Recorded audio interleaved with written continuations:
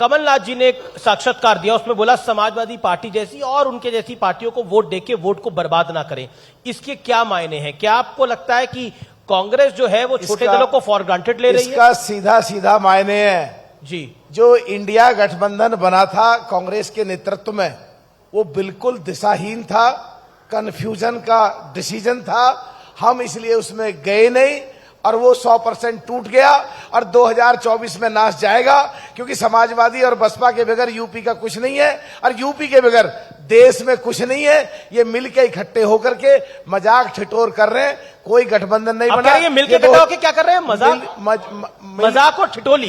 Yes, मिल करके। और नहीं तो मतलब राहुल गांधी मिलते हैं, खड़गे जी मिलते हैं, उद्धव ठाकरे मिलते हैं, अखिलेश जी मिलते हैं, ये हंसी ठिठोली कर रहे हैं। अगर ऐसा नहीं है तो पंजाब में आप पार्टी की और कांग्रेस की क्यों लड़ाई होती है? अगर ऐसा नहीं है तो हरियाणा में कांग्रेस की और आप पार्टी की क्यों लड़ाई होती है? अगर ऐसा नहीं है तो कांग्रेस की अलका लंबा मीटिंग से निकल कर कहती है हम दिल्ली की 7 सीट पर लड़ेंगे। अगर ऐसा नहीं है तो छत्तीसगढ़ में आप पार्टी का प्रदेश अध्यक्ष कहता है कांग्रेस के मुख्यमंत्री ने घोटाला करा, इतने करोड़ लिए। अगर ऐसा नहीं है तो उत्तर प्रदेश में छोड़ो अखिलेश को, उनको 6.5 करोड़ वोट मिली है, उनकी क्यों बेइज्जती करते हैं? अगर ऐसा नहीं है तो महाराष्ट्र में क्यों लड़ाई हो रही है? कहीं कुछ बचा ही नहीं है। अगर ऐसा नहीं है तो कांग्रेस के नेतृत्व में बना वो गठबंधन सनातन को, जो 75-78% लोग डायरेक्ट और इनडायरेक्ट जुड़े हुए हैं, सनातन की खिल्ली उड़ाते हैं और कांग्रेस कुछ नहीं कर पाती है।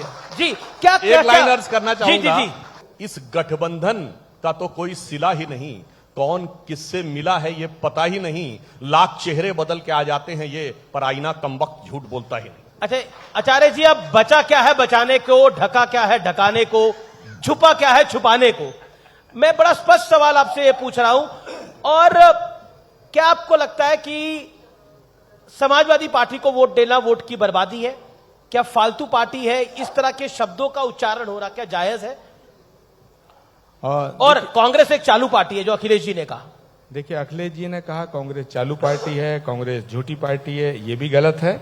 और अखिलेश यादव जी के लिए जो अखिलेश जैसी बात कही गई वो भी ठीक नहीं है, मैं उसका समर्थन भी नहीं करता। लेकिन मैं एक और बात कहना चाहता हूं, अगर भाजपा को इस देश से हटाना है तो कांग्रेस के साथ कंधे से कंधा और कदम से कदम मिला करके आपको हमारा साथ देना है। देखिए, मैं बात पूरी कर लूं।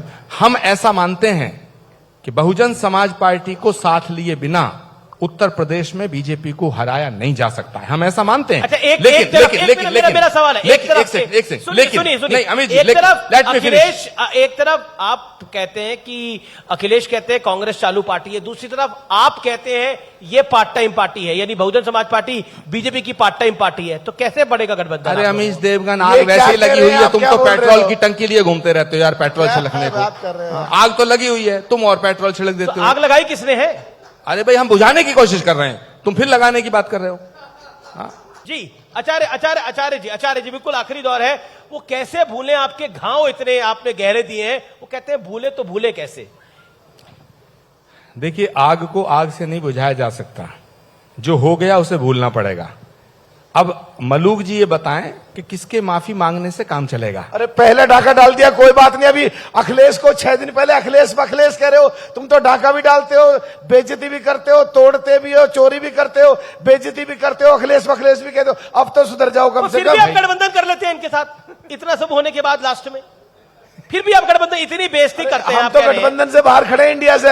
अमीश जी, आपको जानकारी मोदी नहीं है, के हराने के लिए हम तो क्या अलग क्या खड़े हैं, इसीलिए हम अलग खड़े हैं। समाजवादी को भी समझ आ गई और उनको भी सीख मिल गई। ठीक है, अब मैं जो प्रियंका जी ने कुछ 2 दिन पहले बोला, मुझ विषय पे आता हूँ, राजस्थान। प्रियंका जी पे आ गए। जी, फिर राहुल जी।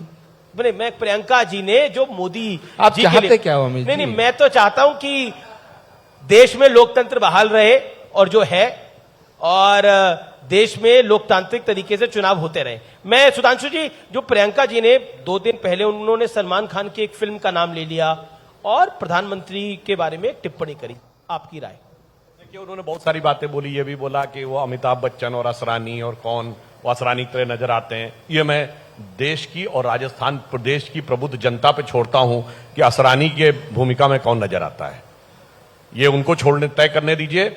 फिर प्रियंका जी की बात का खुद ब खुद जवाब जनता देगी। और मैं एक लाइन जरूर कहना चाहूंगा, अभी इनके मुंह से एक बात निकल गई थी ना, आग पहले ही लगी हुई है, आप और उसमें अंदर भड़का रहे हैं, तो ये तो स्वीकार हो गया कि आग लगी हुई है।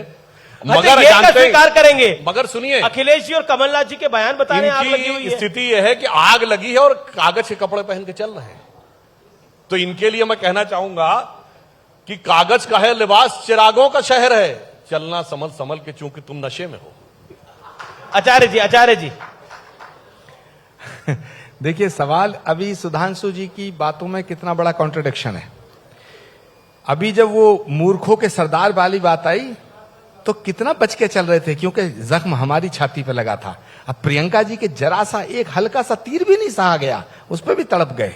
मेरे भाई, आप हमें सम्मान दो, हम आपको सम्मान देंगे। और जहां तक रहा 2024 की बात, तो मैं बसपा से भी कहना चाहता हूं, सपा से भी कहना चाहता हूं।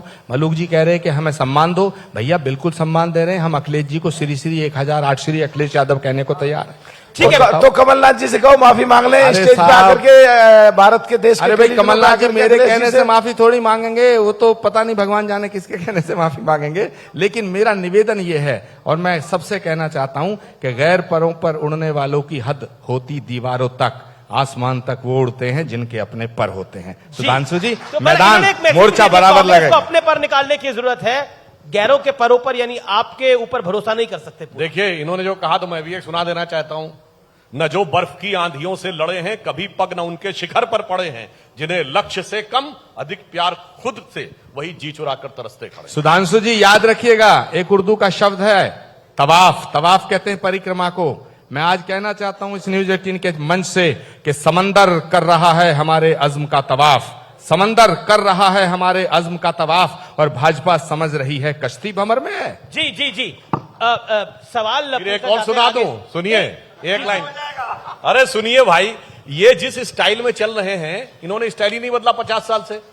कश्ती पे इन्होंने कहा, तो इनके लिए कहना चाहता हूं, कश्ती भी नहीं बदली, दरिया भी नहीं बदला, पर इन डूबने वालों का जज्बा भी नहीं बदला है। शौक सफर ऐसा, एक उम्र हुई हमने, मंजिल भी नहीं पाई, रास्ता भी नहीं बदला। एक और सुनिए, जज्बे शौक के शहादत को क्या कीजिए, ये हमारा शौक है। तुमने शौक की बात कही, जज्बे शौक के शहादत को क्या कीजिए।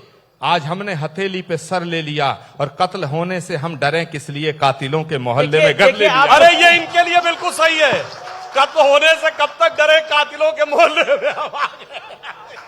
आपके राष्ट्रीय अध्यक्ष जब सनातन पे अंगुली उठाते हैं, तो उस पे हमें एक लाइन हमारे मन से पीड़ा उठती है कि शेर करने के दिन निकले, शेर करने के दिन निकले, दिल में कुछ अरमान थे, एक तरफ बस्ती बसी एक तरफ शमशान थे, पैर तले हड्डी आई उसके ये बयान थे, ओ राही संभल के चल, हम भी कभी इंसान थे, हम भी कभी इंसान थे। आचार्य जी,